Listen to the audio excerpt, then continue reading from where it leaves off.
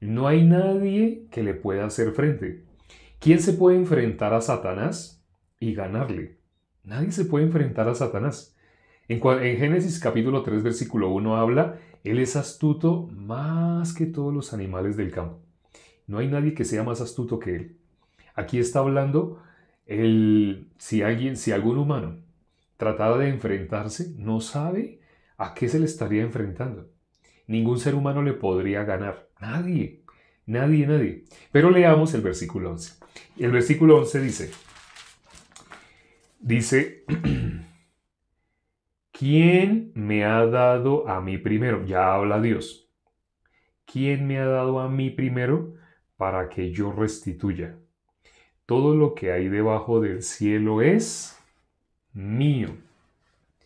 ¿Quién me ha dado a mí para que yo restituya? ¿Qué persona puede darle algo a Dios que Dios pueda recibir de nuestra mano? Lo leímos en el capítulo 35, versículos 6 y 7. Dios no recibe nada de la mano de nosotros. Hubo alguien que quiso darle algo a Dios de la mano suya, de su mano humana. ¿Qué persona fue la que quiso darle algo a Dios de lo que hizo con sus propias manos, de su esfuerzo, de su dedicación? ¿Qué persona quiso hacer eso? Hay alguien en la Biblia que hizo eso, ¿no? Que quiso darle a Dios algo. Tenía un corazón de querer agradar a Dios por medio de sus obras, de su esfuerzo. Caín, Caín, Caín, Caín. Efectivamente, Caín.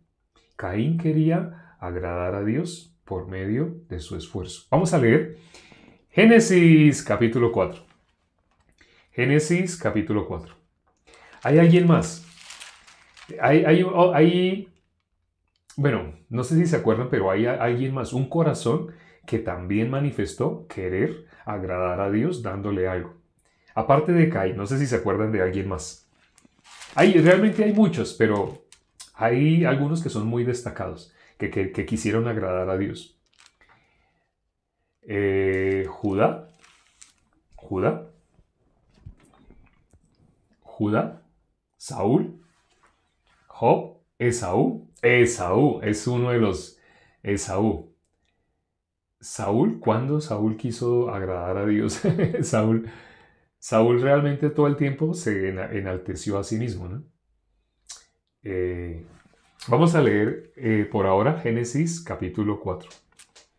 Dice, el rey David, ¿cuándo el rey David quiso agradar a Dios por su esfuerzo? ¿Cuándo quiso darle algo de su mano el rey David? Piensen un poquito antes de escribir. No traten de escribir nombres por escribir nombres, sino piensen cuándo. Cuándo algún personaje que aparece en la Biblia quiso agradar a Dios por medio de sus obras. Lo pensé cuando quiso hacer la casa. Ah, pero Dios se lo prohibió. Dios dijo que sí iba a permitir que se hiciese casa, pero que la iba a hacer Salomón. Salomón la hizo, pero no es por la casa. No, no la casa que él hizo, él tenía un corazón que a Dios le agradó. Eso de querer edificar casa para Dios, a Dios le agradó, pero Dios no le permitió a él. Entonces, no, ese está fuera de concurso. Piensen así profundamente. ¿Qué otra? Mientras vamos considerando Caín, vayan pensando, ¿qué otra persona, así es la palabra? Esaú, sí, ya. Esaú también, sí, efectivamente Esaú. Esaú confiaba en su propia mano, cuando él quiso ganar la bendición con su esfuerzo, ¿qué más que querer hacer su propia obra? Aquí vamos a leer de Caín. Dice el versículo 3. Aconteció andando el tiempo que Caín trajo del fruto de la tierra una ofrenda a Jehová. Génesis capítulo 4, versículo 3. Y Abel trajo también de los primogénitos de sus ovejas, de lo más gordo de ellas, y miró Jehová con agrado a Abel y a su ofrenda. Pedro, sí, Pedro también. Pedro es otro, efectivamente. El hombre que quiso comprar el don del Espíritu Santo a Pedro. No, él quería simplemente tratar a Dios como inferior, pero estamos hablando de quien quiso darle algo a Dios para agradar a Dios. Él no quería agradar a Dios, él quería solamente tratar a Dios como si fuera su mensajero. Bueno, luego, luego continuamos. Luego vuelvo y hago la pregunta. Por ahora vayan anotando por ahí sus no, anótenlos en papelito. Dice, Abel trajo también de los primogénitos de sus ovejas, de lo más gordo de ellas, y miró Jehová con agrado a Abel y a su ofrenda. Pero no miró con agrado a Caín y a la ofrenda suya, y se ensañó Caín en gran manera y decayó su semblante. Entonces aquí con Caín aparecen Caín y Abel. Con la historia de Caín y Abel aparecen dos tipos de ofrenda. Leímos ahorita en el capítulo 41, el versículo 11, ¿quién le dará algo a Dios? Pero entonces, Caín, ¿qué estaba dándole? El fruto de su trabajo. Él era ¿qué? Labrador de la tierra. ¿Por qué aparece aquí que él era labrador de la tierra? Cuando miramos el capítulo anterior, el hombre de qué fue hecho. Tanto en el capítulo 1 como en el capítulo 2 de Génesis, el hombre fue hecho del polvo de la tierra. Entonces, ¿qué era? En el capítulo 3, ¿qué fue lo que Dios maldijo? Dios le dijo a Adán, maldita la tierra por tu causa. Esa maldición se refiere únicamente a terreno físico, así de... Caín era labrador de la tierra. Dios maldijo la tierra. Está representando el fruto de nosotros, lo que sale de nosotros, lo que leímos hoy en Job, capítulo 41, versículo 11. Dios no puede recibir nada de nuestra mano. Job capítulo 35, versículos 6 y 7. Dios no recibe nada de nuestra mano, porque Dios maldijo la tierra. Pero entonces Caín está ofreciendo su esfuerzo, su trabajo, todo su empeño, y él tiene mal deseo o buen deseo. Él tiene buen deseo. Él no tenía mal deseo. Pero en este pasaje de Caín y Abel, Dios nos muestra la ofrenda que Dios acepta, la ofrenda que Dios de ninguna manera acepta. Uno pensaría, pero entonces Abel también le quiso dar una ofrenda a Dios. ¿Por qué Dios sí aceptó con agrado la ofrenda de Abel? Si la Biblia dice que Dios no recibe nada de nuestra mano. Lo hemos leído en el libro de Job, capítulo 35, capítulo 41. Dios no recibe nada de nuestras manos. Entonces, ¿qué fue lo que hizo? Que Dios viera con agrado. Así dice, ¿no? Leamos nuevamente ese capítulo, dice el versículo 4. Y Abel trajo también de los primogénitos de sus ovejas, de lo más gordo de ellas, y miró Jehová con agrado a Abel y a su ofrenda. Miró Dios como con agrado a Abel y su ofrenda. ¿Qué es lo que hizo que Dios mirara con agrado? La ofrenda simboliza, lo que lo escribió bien la hermana, la ofrenda simboliza a nuestro Señor Jesucristo. ¿Por qué? No sé si se acuerdan, bueno, otra pregunta diferente. No sé si se acuerdan, ¿a qué fue lo que él ofreció? Dice que de lo más gordo, así dice, ¿no? Dice, Abel trajo también de los primogénitos de sus ovejas, de lo más gordo de ellas, y miró Jehová con agrado a Abel y a su ofrenda. De lo más gordo, así dice, ¿no? No sé si se acuerdan en qué parte de la Biblia aparece algo similar. Así, una oveja gorda. ¿Se acuerdan? ¿En qué otra parte de la Biblia aparece esto mismo? La oveja gorda, así. ¿Alguien se acuerda? Esta. En el hijo pródigo, efectivamente, en el hijo pródigo. Vamos a mirar. Aquí dice, vamos a colocar aquí la cintica, Caín y Abel. Pero vamos a ir al hijo pródigo, Lucas 15. Lucas capítulo 15. Lucas capítulo 15 dice...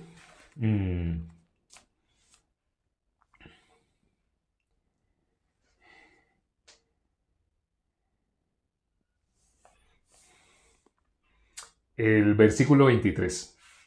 Vamos a leer desde el 22. 22 y 23. Dice el 22. Pero el padre dijo a sus siervos, sacad el mejor vestido y vestidle, y poned anillo en su mano y calzado en sus pies, y traed el becerro gordo, y matadlo, y comamos, y hagamos fiesta. Cuando el hijo pródigo tuvo el corazón de, he pecado contra mi padre, contra el cielo, así dice, iré y le diré a mi padre, no soy digno de ser tu hijo, hazme como uno de tus jornaleros. Pero el padre, ¿cómo lo estaba esperando? El padre, desde el momento que él salió, el padre lo estaba esperando y lo recibió con los brazos abiertos. Dice que salió corriendo a recibirle, lo abrazó y después hizo esto. Le dio el mejor vestido, le puso su anillo en su mano y mató para él, ¿qué cosa? El becerro gordo. Así dice, ¿no? Mató el becerro gordo. Tiene un parecido a lo que vimos en el caso de Abel. Abel ofreció lo mejor. ¿Qué ofreció? Lo gordo, ¿sí? De sus ovejas. Así ofreció lo gordo. Es lo mismo que estamos viendo acá. ¿Qué simboliza esto de haber matado? Ahí dice que mató a esa oveja gorda, ¿no? Dice el versículo 23. Y traer el becerro gordo y matarlo. Cuando miramos este becerro gordo que dice traer el becerro gordo y matarlo, lo mismo que hizo Abel, trajo el becerro gordo. Aquí becerro gordo, en Génesis capítulo 4, la ofrenda que Dios vio con agrado, el becerro gordo. Nuestro Señor Jesucristo. No sé si se acuerden qué dice el versículo 10 de Isaías 53. Vamos a mirar. Isaías capítulo 53, versículo 10. Isaías capítulo 53, versículo 10. Dice, con todo eso, Jehová quiso quebrantarlo, sujetándolo a padecimiento. ¿Qué es lo que dice acá? Sabemos que habla Isaías 53. Isaías 53 habla de nuestro Señor Jesucristo y de lo que Dios hizo con nuestro Señor Jesucristo. Dice que Él fue herido, fue molido. El versículo 6 dice que Dios cargó sobre Jesús el pecado de todos nosotros. ¿Qué hizo Dios? Cargó sobre Jesús. Dice el versículo 6, ¿no? Todos nos descarriamos como ovejas, cada cual se apartó por su camino. Digamos que aquí nuestro Señor Jesucristo es este cubo. Entonces dice que Dios cargó sobre Él algo que simboliza el pecado. Digamos este cargador, que ese cargador era el pecado. Entonces nosotros teníamos el pecado, ¿no? ¿Quién decía que no era pecado? Todo el mundo decía que era pecado. Hasta que leímos el versículo 6 de Isaías 53. Porque en ese versículo 6 que dice, mas Jehová, ese es Jesús. Estamos representando, ¿no?, a nuestro Señor Jesucristo. Dice, mas Jehová cargó en él. ¿En quién? En nuestro Señor Jesucristo. ¿Qué cargó? El pecado de todos nosotros. ¿Dónde estaba el pecado? El pecado pues estaba en mí. Por cuanto todos pecaron, están destituidos de la gloria de Dios. Todo el mundo tenía el pecado encima. Pero ¿qué hizo Dios? Cargó en él. Alguna persona podría pensar de esta manera. Alguna persona podría decir, pero si eso sucedió, lo de Isaías, 700 años antes de Cristo, cuando él dijo esa profecía. Pero nuestro Señor Jesucristo vino 700 años después. Y ahora yo estoy 2000 años después. ¿Sí? 2000 años después de nuestro Señor Jesucristo, nosotros estamos. Entonces, nosotros estamos en el futuro.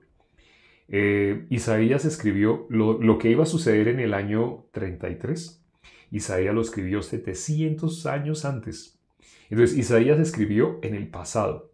Pero si Isaías, ¿cómo lo escribió? Escribió, Jehová cargará. No, dice, mas Jehová cargó. Isaías se expresa en pasado. Pero faltaban 700 años para que naciera nuestro Señor Jesucristo. Pero Isaías lo vio como algo que ya pasó. En el mundo espiritual ya pasó. En el mundo espiritual no hay pasado, no hay presente, no hay futuro. En el mundo espiritual únicamente existe el presente, el ahora. En el mundo espiritual solo existe el ahora. No existe pasado, no existe así como nosotros que tenemos presente, pasado y futuro. No existe así. Solo existe presente continuo. Por eso el mundo espiritual es eterno. Es algo que a nuestro entendimiento le es difícil aceptar. Nosotros no lo podemos recibir.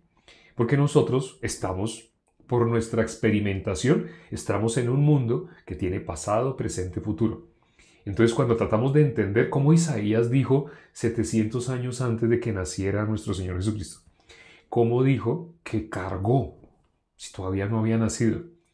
Y es más, ¿cómo voy a pensar que cargó mi pecado si yo no había nacido? Faltaban siglos y siglos después de que se fue nuestro Señor Jesucristo y ascendió al cielo. Faltaban siglos y siglos para que yo naciera. No, hay algo que no podemos entender.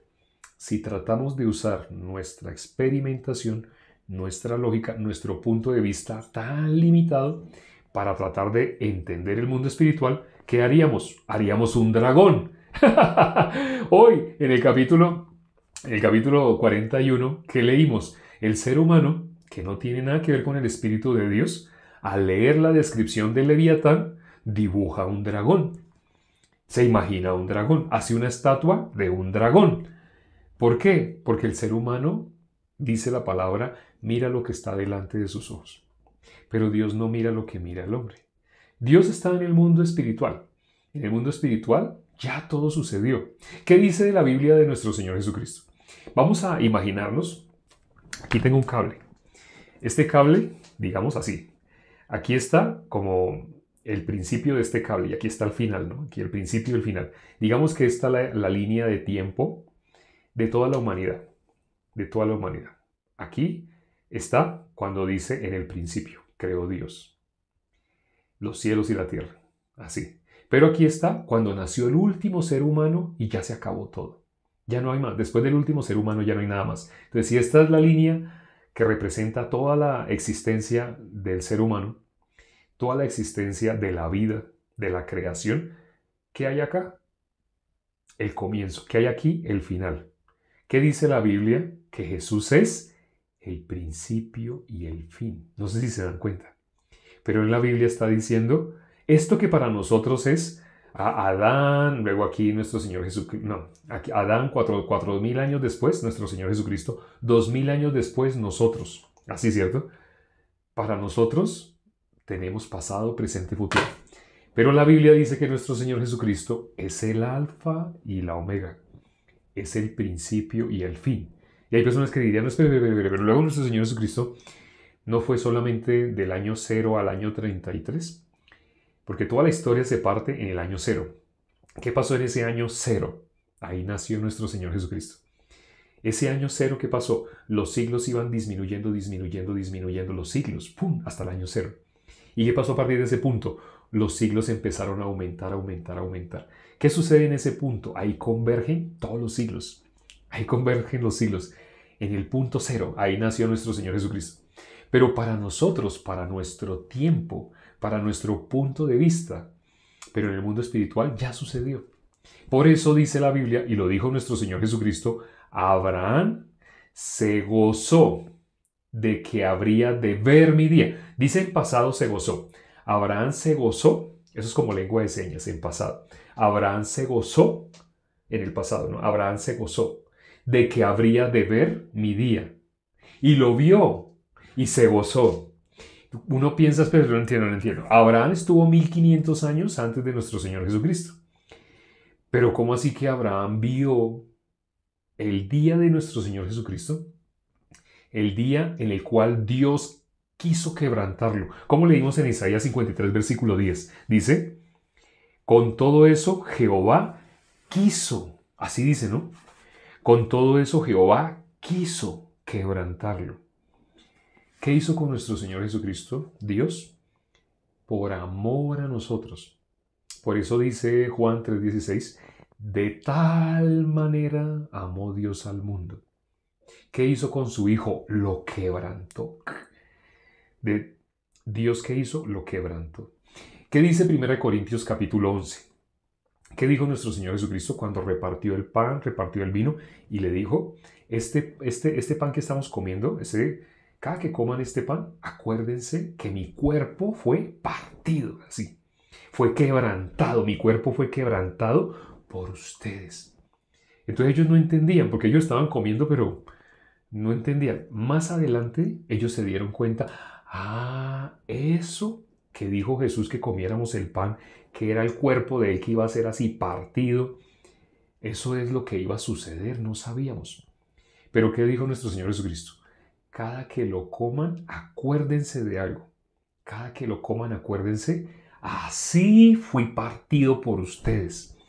Así mi cuerpo va a ser molido, va a ser partido por ustedes. De tal manera amó Dios al mundo, que ha enviado a su Hijo unigénito, para que todo aquel que en él crea no se pierda, mas tenga vida eterna. ¿Qué persona puede tener vida eterna? El que cree en Jesús. Pero creer en Jesús es lo que las personas se imaginan. Las personas se imaginan que creer en Jesús es hacer fuerza. Uno le dice, ¿tú crees en Jesús? Sí, y empiezan a apretar los ojos. Ya empiezan. Apenas le dice uno, ¿crees? Empiezan a hacer fuerza. ¿Por qué empieza el ser humano a hacer fuerza? Si uno le dice a la persona, ora y di que tú crees. Entonces la persona, Señor, yo creo. ¿Pero por qué está arrugando los ojos? Y peor, empieza a apretar las manos. Señor, yo creo en ti. ¿Por qué está arrugando y haciendo fuerza? Porque el ser humano, sin que nadie le enseñe, eso sale de nosotros.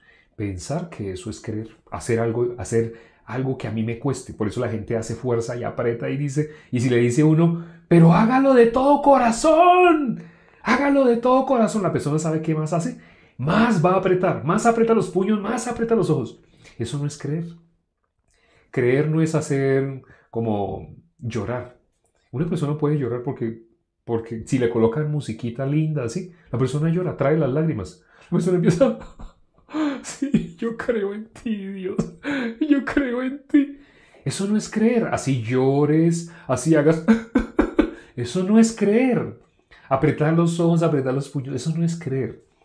En Juan capítulo 16, versículo 9, Jesús dio la definición de pecado. Jesús dijo, ¿qué cosa es pecado? No creen en mí. Eso está en la Biblia. Anótenlo. Juan capítulo 16, versículo 9. Jesús dijo, ¿qué es pecado? ¿Pecado qué es? No creen en mí. Las personas, ¿por qué son pecadoras? Porque no creen en Jesús. Y hablamos con las personas y nos dicen, no, yo creo en Jesús, yo sí creo en Él, yo creo. Y empiezan a hacer fuerza, yo sí. Eso no es creer. ¿Qué es creer en Jesús? Esto que hemos considerado hoy en Isaías 53. Dios quiso quebrantarlo. ¿Qué dice el versículo 6?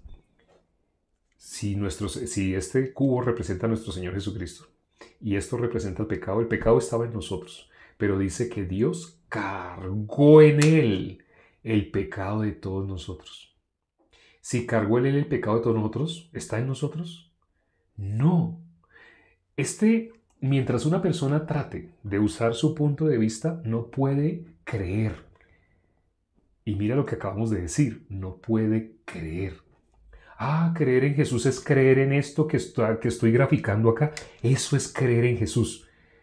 Todo lo que está escrito en la Biblia tiene un desenlace. ¿A dónde va?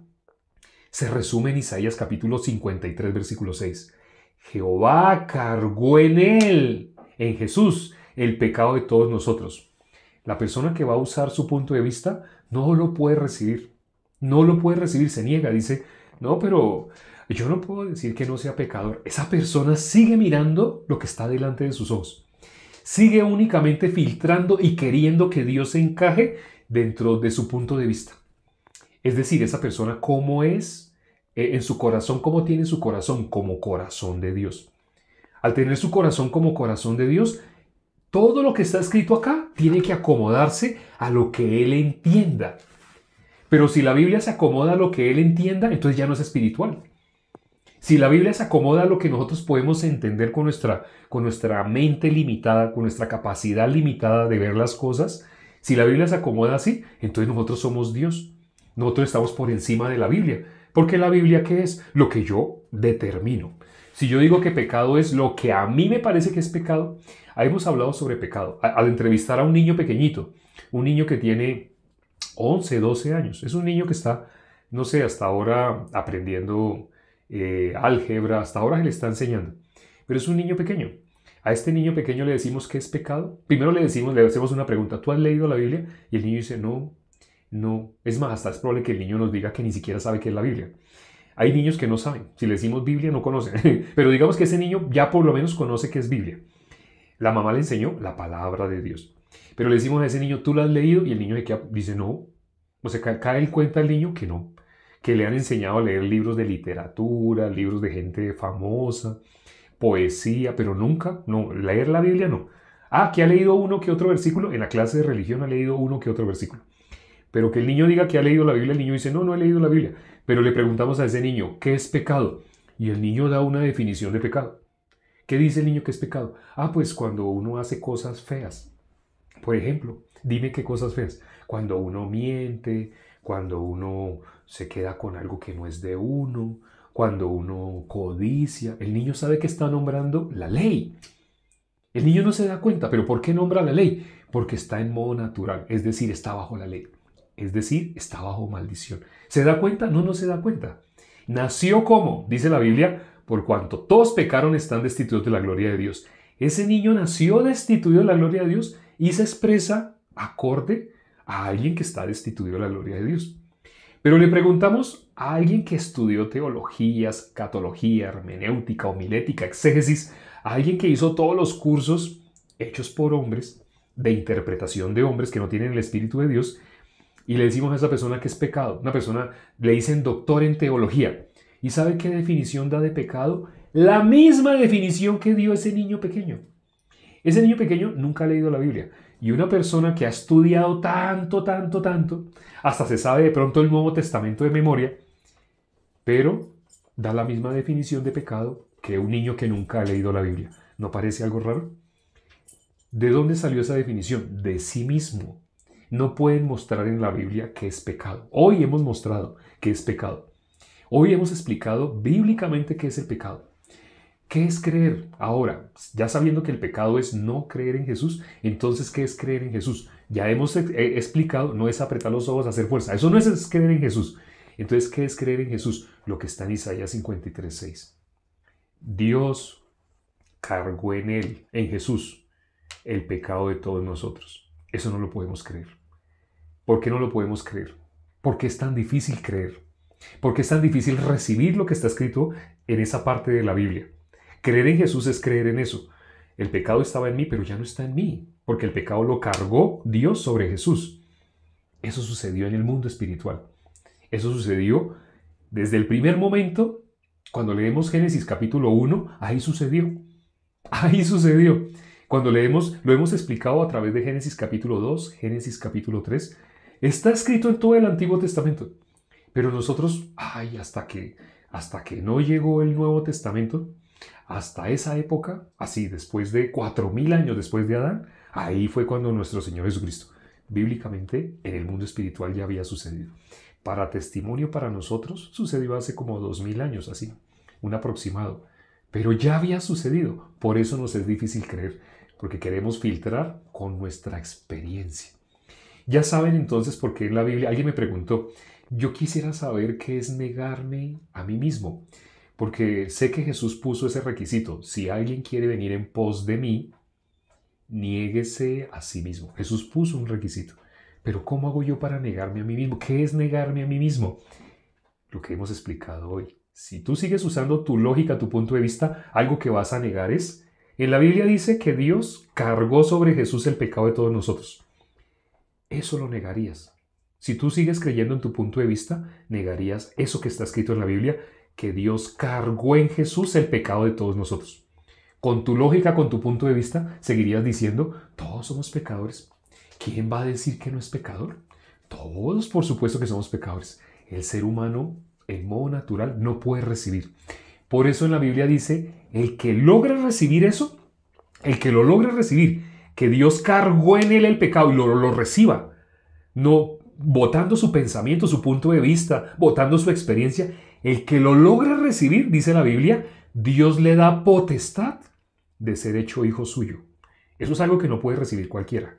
¿Quién recibe la potestad de convertirse en hijo de Dios? El que logra recibir la obra que hizo Dios para redimirnos, que cogió el pecado que estaba en nosotros y lo cargó sobre Jesús. ¿Quién lo va a poder recibir? Usando su lógica, no puede. Entonces, ¿cuál es el arrepentimiento? Negarse a sí mismo. Una forma de decir arrepentirse es niéguese a sí mismo. Es otra forma de decir arrepentirse. Cuando la Biblia dice, el que quiera venir en pos de mí, niéguese a sí mismo, ¿qué está diciendo? Si no se arrepiente, es decir, si no deja de confiar en usted, si no deja de confiar en su punto de vista, no hay posibilidad de que llegue a ser hijo de Dios. El común de las personas que piensan que ya son hijos de Dios. ¿Por qué? Porque ellos quieren ser hijos de Dios. Y se expresan incluso diciendo, yo creo que todos somos. por cuanto todos pecaron, todos están destituidos de la gloria de Dios. Entonces hay personas que me dicen, pero yo no entiendo, espere, usted me está diciendo, ¿estamos destituidos o ya Jesús se llevó el pecado? Jesús se llevó el pecado, pero las personas que no lo pueden recibir siguen destituidos de la gloria de Dios.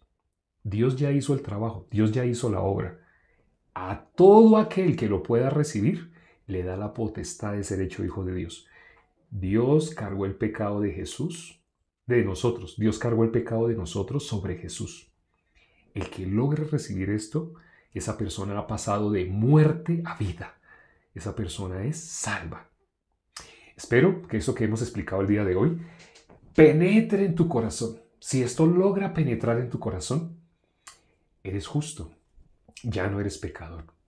Si no logra penetrar en tu corazón, si algo como que lo entendiste, como que lo entendiste acá, es probable que hoy te sientas como un poco así como confundido, confundida, y tranquilo, mañana se te olvida. Porque la fe, ¿cómo viene? Por el oír por la palabra de Dios. Si hoy te sientes confundido, confundida, pero sabes que te acercaste a la verdad, te invito a que sigas escuchando. Todas las noches tenemos una cita a la misma hora. En ese momento el reloj marca que son las 50.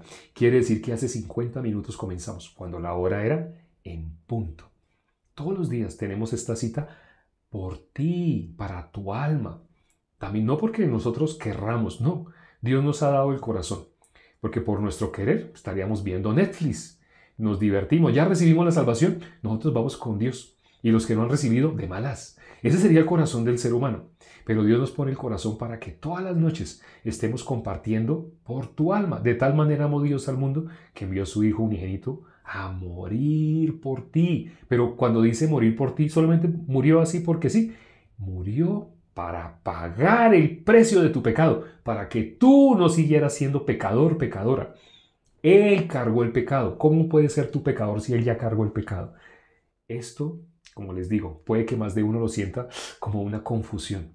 Te invito a que sigas escuchando, porque la única forma de que logres tener la fe es oyendo. La fe viene por el oír por la palabra de Dios. Vamos a orar para terminar.